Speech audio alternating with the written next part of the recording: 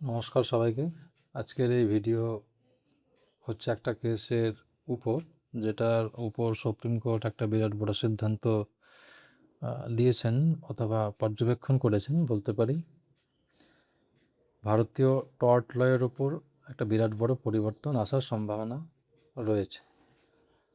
কারণ এতদিন আমরা জানতাম যে কোনো ব্যক্তি মারা গেলে টর্টিগাস লাইবিলিটি যাকে বলা হয়, যেটা না তো সম্পূর্ণ দেওয়ানি, না তো ফৌজদারি, অর্থাৎ না তো সিভিল পুরোপুরি, না তো ক্রিমিনাল, কিছু কোয়াসি অর্ধ ক্রিমিনাল বা অর্ধ সিভিল বলা যায়, কোয়াসি সিভিল বা কোয়াসি ক্রিমিনাল বলা হয়। যেরকম আমরা ল অফ টর্ট পড়লে বুঝতে পারবো যে ডিফ্যামেশন, সেটা সিভিল কেসেও আপনি পেয়ে যাবেন, ক্রিমিনাল কেসেও পেয়ে যাবেন। এই সমস্ত কিছু বিষয়ের ওপর নিয়েই টর্ট লটা দাঁড়িয়ে আছে, যেটার জন্য স্পেসিফিক কোনো আইন ভারতবর্ষে এখনও নেই। ল কমিশনের শুধু একটা রিপোর্ট রয়েছে, যার উপর কিছু মতামত রেখেছেন ল কমিশন। কিন্তু এই রিসেন্ট কেস যেটা রয়েছে, কুমুদ লাল ভার্সেস সুরেশ চন্দ্র রয়, যিনি এখন মৃত, এই কেসের সাইটেশন আমি রেফারেন্স দিয়ে দিয়েছি নিচে। তো এই কেসের উপর সুপ্রিম কোর্টের একটা বিরাট মন্তব্য এসছে, আমরা দেখব আস্তে আস্তে। মামলার প্রেক্ষাপটটা কি? ভারতীয় উত্তরাধিকার আইন নিয়ে সুপ্রিম কোর্টের গুরুত্বপূর্ণ পর্যবেক্ষণ।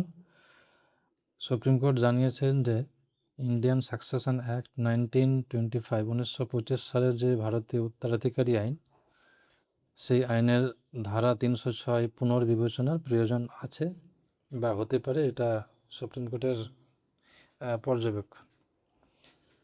আদালত আইন কমিশনকে পরীক্ষা করতে বলছে যে কোনো ব্যক্তি মারা গেলেও তার বিরুদ্ধে থাকা টর্ট সংক্রান্ত ক্ষতিপূরণের দাবি আইনগতভাবে চালু রাখা যায় কি না, এটা সুপ্রিম কোর্ট জানতে চেয়েছে। বিষয়টি উঠে আসে একটি মেডিকেল নেগলিজেন্স মামলায়, যেখানে অভিযুক্ত ডাক্তার মামলা চলাকালীন মারা যান। ক্রিমিনাল কেস তো আমরা জানি যে কোনো ব্যক্তি মারা গেলে তার সাথে সাথে অপরাধ মারা যায়, কিন্তু সিভিল কেসে বা দেওয়ানি মামলায় কোনো ব্যক্তি মারা গেলে তার সাথে সাথে তার দায়ভারটা মরে যায় না। যেমন তার সাথে ধরুন যে কোনো সিভিল মামলা হোক, জমির হোক বা আর কিছু হোক, তাহলে তার সাথে সাথে তার উত্তরাধিকার যারা রয়েছেন, তারা অ্যামেন্ডমেন্ট পিটিশনের মাধ্যমে তাদের নতুন নামগুলো যোগ হয়ে যায় এবং কেসটা কন্টিনিউ থাকে। ল অফ টর্টস যেটা রয়েছে, কিছু টর্টিয়াস লাইবিলিটি রয়েছে, যেটা আমরা আলোচনা করলাম, ডিফামেশন, নেগলিজেন্স ইত্যাদি। তো এই ধরনের বিষয়গুলোতেও একই নিয়ম অ্যাপ্লাই হয় ক্রিমিনালের মতোই, যে কোনো ব্যক্তি মারা গেল তার সাথে তার অভিযোগটা মারা যায়।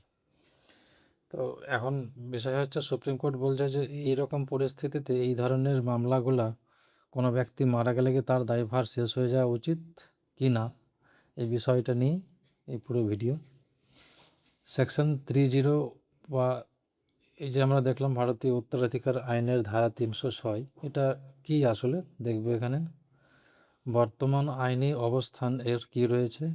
সেকশন 306 বা 306 পুরনো একটি ইংরেজি নীতির উপর ভিত্তি করে তৈরি, যার অর্থ হচ্ছে ব্যক্তিগত দাবি ব্যক্তির মৃত্যুর সঙ্গে শেষ হয়ে যায়। অর্থাৎ অনেক ক্ষেত্রে অভিযুক্ত ব্যক্তি মারা গেলে তার বিরুদ্ধে ক্ষতিপূরণের মামলাও শেষ হয়ে যায়, এটা আমরা জানি। আপাতত এটাই নিয়ম দাঁড়িয়ে রয়েছে, যার উপর সুপ্রিম কোর্ট আর কি চিন্তা প্রকাশ করেছেন। তো বর্তমানে যেসব দাবি টিকে থাকে না, তার মধ্যে হচ্ছে মানহানি, ডিফ্যামেশন, আক্রমণ, ছোটোখাটো আঘাত, অ্যাসল্ট, ব্যক্তিগত আঘাত সংক্রান্ত কিছু দাবি। তো এসব ক্ষেত্রে সাধারণ আইনি দাবি উত্তরাধিকারীদের বিরুদ্ধে চালানো যায় না, আপাতত যায় না। তো এটা নিয়ে সংস্কার চাইছেন সুপ্রিম কোর্ট। সুপ্রিম কোর্টের পর্যবেক্ষণ হচ্ছে, বেঞ্চে কে কে ছিলেন।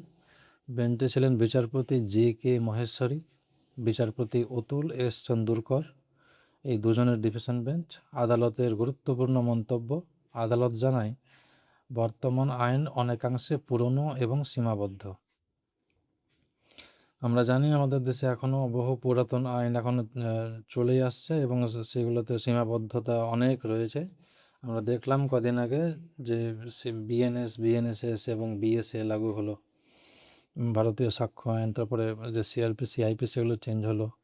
পশ্চিমবঙ্গ সরকার এখন উঠে পড়ে লেগেছে বিভিন্ন পুরাতন আইনগুলোকে সংস্কার করতে। তো এই বিষয়গুলা রয়েছে এখন, এই জার্নি অনেক লম্বা যাবে। বহু পুরাতন আইন আমাদের দেশে রয়েছে যাদের সংস্কার প্রয়োজন। তো একই ক্ষেত্রে সুপ্রিম কোর্ট এই কেসেও একই জিনিস বলছেন যে এই আইনটা যে রয়েছে এটা বর্তমান আইন অনেকাংশে পুরনো এবং সীমাবদ্ধ। ইংল্যান্ডের আইনের উদাহরণ দিয়ে আদালত বলেন কিছু ক্ষতিপূরণের দাবি মৃত ব্যক্তির সম্পত্তির বিরুদ্ধে চালিয়ে যাওয়া যায়। তো এটা হচ্ছে সুপ্রিম কোর্টের মন্তব্য। আদালতের মতে অর্থনৈতিক ক্ষতির সঙ্গে যুক্ত দাবি টিকে থাকা উচিত। আদালত বলতে চাইছেন যে যে সমস্ত বিষয়গুলো অর্থনৈতিক বিষয় জড়িয়ে আছে, কম্পেনসেটরি যে সমস্ত বিষয়গুলো, পেকুনিয়ারি ক্লেমস যেগুলো আর কি, সেই বিষয়গুলো টিকে থাকা উচিত বলে সুপ্রিম কোর্ট মনে করছে। মৃত ব্যক্তির উত্তরাধিকারীরা প্রাপ্ত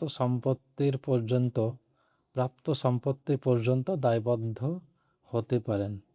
অর্থাৎ কোনো বিষয় থেকে কোনো ব্যক্তি যতটা লাভবান হয়েছে তার উত্তরাধিকারীরা সেই সম্পত্তি পর্যন্ত তারা সেই কেস বা মামলা চালিয়ে যেতে পারেন, অথবা সেখান থেকে যতটা কম্পেনসেশন দেওয়া যেতে পারে ততটাই করতে হবে বলে এটা আদালতের মতামত।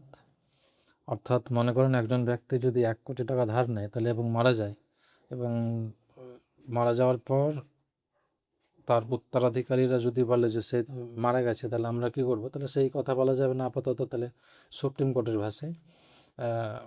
এবং বিষয় হচ্ছে যে তাহলে ধরুন যদি কম্পেনসেশনের মামলা হয় বা ল অফ টর্চের মামলা হয়, তাহলে সেই ক্ষেত্রে সেই কেস কত দূর পর্যন্ত যাবে? তাহলে যত টাকা ধার নিয়ে যতগুলো সম্পত্তি করা হয়েছে সেই সম্পত্তির অর্থনৈতিক মানদণ্ড যতটা হবে তত দূর পর্যন্তই ওই মামলা যাবে, তার বাইরে যাবে না। অর্থাৎ ধার নিয়ে যতটা সম্পত্তি তৈরি করা হয়েছে সেই সম্পত্তিগুলোই সেই মামলাতে শুধুমাত্র ব্যবহার হবে, তার বাইরে অন্য কোনো ব্যক্তির ব্যক্তিগত সম্পত্তি এই মামলাতে আসবে না আর কি। তো গুরুত্বপূর্ণ পর্যবেক্ষণ হচ্ছে আদালতের মন্তব্য, শুধুমাত্র অভিযুক্তের মৃত্যু হয়েছে বলে ক্ষতিগ্রস্ত ব্যক্তি যেন বিচার পাওয়ার অধিকার হারিয়ে না ফেলে।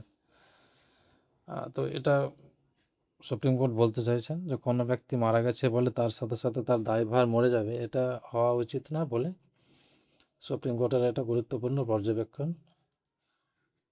মেডিকেল নেগলিজেন্স মামলায় কী সিদ্ধান্ত হলো? আসলে এই যে পুরো বিষয়টা, এটা আসছে একটা মেডিকেল নেগলিজেন্সের মামলায়। একজন ডাক্তার, ওনার বিরুদ্ধে মেডিকেল নেগলিজেন্সের মামলা ছিল এবং মামলা চলাকালীন তিনি মারা যান। তো দেখুন কি হয়েছে। মৃত ডাক্তারের উত্তরাধিকারীরা দাবি করেন চিকিৎসাগত অবহেলা ছিল ব্যক্তিগত কাজ, তাই মৃত্যুর পর দায়বদ্ধতা শেষ হয়ে যাওয়া উচিত। এটা যে ব্যক্তির বিরুদ্ধে মামলা, সেই ব্যক্তি মারা যাওয়ার পর ওনার উত্তরাধিকারীরা কোর্টে গিয়ে দাবি করেন যে চিকিৎসাগত অবহেলা ছিল ওনার ব্যক্তিগত কাজ, যিনি মারা গেছেন এবং যার বিরুদ্ধে কেস রয়েছে, এটা তার উত্তরাধিকারীদের কথা। তাই মৃত্যুর পর দায়বদ্ধতা শেষ হয়ে যাওয়া উচিত বলে ওনার উত্তরাধিকারীরা মনে করছেন। সুপ্রিম কোর্ট কি বললেন?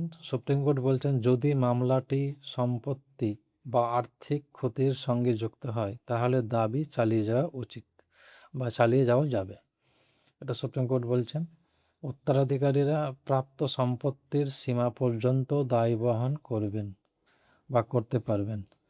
উত্তরাধিকারীরা প্রাপ্ত সম্পত্তির সীমা পর্যন্ত দায় বহন করতে পারবেন, এই কথা সুপ্রিম কোর্ট বলছে। অর্থাৎ প্রাপ্ত সম্পত্তির বাইরে গিয়ে সেই মামলার না তো ক্ষতিপূরণ দেবে না তো মামলা চালাবে, এই কথা বলতে চাইছে সুপ্রিম কোর্ট। এই আদালত এনসিডিআরসির সিদ্ধান্ত বহাল রাখে। National consumer disputes resolution commission যে রয়েছে, উপভোক্তা কেন্দ্র যে রয়েছে, জাতীয় উপভোক্তা যে রয়েছে এনসিডিআরসি, তার রায়টাকে বহাল রেখে সুপ্রিম কোর্ট এই কথাগুলো বলছে। এই রায় কেন গুরুত্বপূর্ণ? রায়ের গুরুত্ব হচ্ছে যে রায়ের প্রভাব কী হতে পারে, ভারতীয় টর্ট লয়ে বড় পরিবর্তনের সম্ভাবনা দেখা দিয়েছে বা তৈরি হতে পারে। সুপ্রিম কোর্ট এত বড় যখন একটা অবজারভেশন করেছে, আশা করা যায় ল কমিশনকে ডাইরেকশন দেওয়ার ফলে ল কমিশন স্টাডি করলে নতুন রিপোর্ট বেরোবে এবং যদি সুপ্রিম কোর্ট চায় তাহলে সেই ক্ষেত্রে একটা বিরাট পরিবর্তন আসতে পারে এবং আসাটাও হয়তো উচিত কি না সেটা আপনারা বলবেন পরে। বিশেষভাবে প্রভাব ফেলতে পারে মেডিকেল নেগলিজেন্স মামলায়, কনজিউমার কেস, ক্ষতিপূরণের দাবি, অন্যান্য টর্ট সংক্রান্ত বিষয়। টর্ট ল যারা পড়েছেন বা যারা জানেন তারা তো খুব সহজেই বুঝবেন যে টর্ট লয়ের মধ্যে কী কী বিষয়গুলো আসে, এবং তার সাথে সাথে আমরা জানি যে কনজিউমার প্রোটেকশন ল যে রয়েছে সেটাও সে সমস্ত গ্রিভেন্সগুলো ল অফ টর্টসের মধ্যেই আসে। ভবিষ্যতে কী কী হতে পারে? আইন কমিশন সুপারিশ করতে পারে মৃত ব্যক্তির বিরুদ্ধেও কিছু ক্ষতিপূরণের দাবি চালু রাখা, আধুনিক ন্যায় বিচারের সঙ্গে আইনকে সামঞ্জস্যপূর্ণ করা, মৃত ব্যক্তির সম্পত্তিকে দায়বদ্ধ রাখা ইত্যাদি। তো দেখা যাক ভবিষ্যতে কী হয়।